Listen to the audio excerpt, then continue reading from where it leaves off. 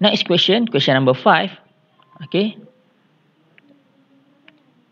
What does reversible thermodynamic process mean? Okay, so a reversible thermodynamic process is a process where the path for the expansion of this is the same as the path for the compression. Okay, so basically jalan dia sama. Kan apa maksud reversible? So dia adalah thermodynamic process ni memang reversible lah. Kan sebab dia punya jalan dia sama. As example, kalau satu objek itu dia undergoes isobaric process. Okay, isobaric process. So dia punya graph dia macam ni kan. Dia punya path dia adalah ke sana. Okay, ni isobaric process, isobaric expansion. Okay, ini V1, ini V2.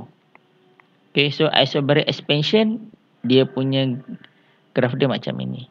So kalau katakan dia compression, so dia masih lagi ada graph yang sama. Compression aku pakai warna biru, dia masih lagi undergoes the same thing. Ini V1, ini V2 kan, masih lagi sama, cuma dia punya direction dia sahaja berbeza. Ini maksudnya. So thermodynamic processes is a reversible process. So kita pergi soalan B.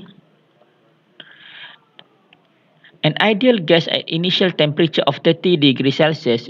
So tengok kat sini dia tak bagi dalam SI unit. Pressure is 1.5 times 10 to the power of 5. So kat sini ada typo sikit. Pascal and volume 0.5 liter expand isothermally to 2 liter. Okay, isothermal constant temperature. Calculate the final pressure. Okay, so kita dah diberitahu kat sini kita punya temperature. Okay, kita ada temperature berapa. Okay, lepas tu kita ada pressure berapa. Okay, kita dah ada kat situ. And then kita ada dia punya volume berapa. So basically yang ini kan, soalan ini kita dah belajar dalam chapter sebelum ini kan. Bila constant temperature constant means dia adalah Boyle's law. So Boyle's law dia punya equation P1 V1 is equals to P2 V2. So for those yang mana pula aku datang equation ni? Equation datang daripada chapter sebelum ni. So nak tengok macam mana aku derive equation ni, korang boleh tengok soalan sebelum ni lah. So substitute sahaja dia punya nilai dia. Kan? Substitute saja dia punya nilai, cari dia punya final pressure P2. Okay, so kau akan dapat jawapan. Okay, dan untuk soalan nombor 2, ini soalan nombor 1. Untuk soalan nombor 2, kau nak cari dia punya final temperature. Final temperature in doesn't really matter because of what? Dia punya soalan dia kata isothermal. Kau tak payah kira pun. Kan, isothermal maksudnya dia punya temperature tak berubah. So jawapan dia akan sama macam initial temperature 30 degree Celsius. Okay. So final temperature ni soalan trick question sahajalah. Tak ada masalah. Okay. So aku teruskan dengan soalan yang terakhir untuk subtopik ni. Question number 6. A gas undergoes following thermodynamic process: isobaric expansion, okay, then heated at constant volume, isovolumetric, compressed isothermally, and finally expand adiabatically to its initial pressure and volume. Sketch and label all process given in the PV graph. Ini aku dah explain extensively in question number 3. Kan? So aku harap semua orang tak ada masalah untuk lukis benda ini. Kan? So aku serahkan kepada korang untuk buat benda ni lah. Aku dah explain dalam question number 3. So for those yang ada difficulties untuk buat benda ni, tolong refer balik question number 3.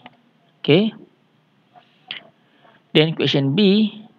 A gas of volume, okay, 0.02 meter cube at pressure of 2 times 10 to the 5 Pascal undergoes isothermal. Ini dia punya key point, compression, isothermal compression.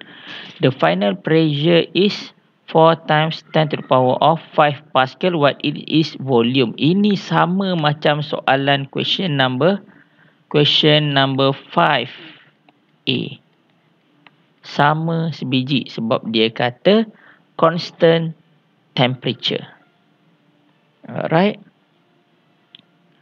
Bukan 5A, 5B1. Antrazite. Okay, 5B1. Okay. So, boleh refer soalan tu. Kan korang akan dapat jawapan sebiji. Sama. Gunakan saja. So, that's all for this chapter. Okay, so basically the biggest part of this subtopic adalah untuk discuss question number 3 ni lah. Okay, bentuk graf. Okay, bentuk graf dia for isothermal, isovolumetric, isobaric and adiabatic. So, the difference between expansion and compression just the arrow sahaja. Kalau expansion, volume dia increase. So, arrow dia akan mengarah kepada change in volume, increasing in volume. Okay. Kalau dia kata compression, maksudnya the other way around. That's all. Okay.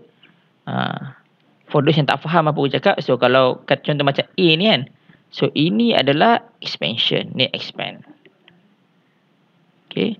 Kalau dia compress, curve yang sama juga tapi dia naik atas. Ini compress. Alright. Faham?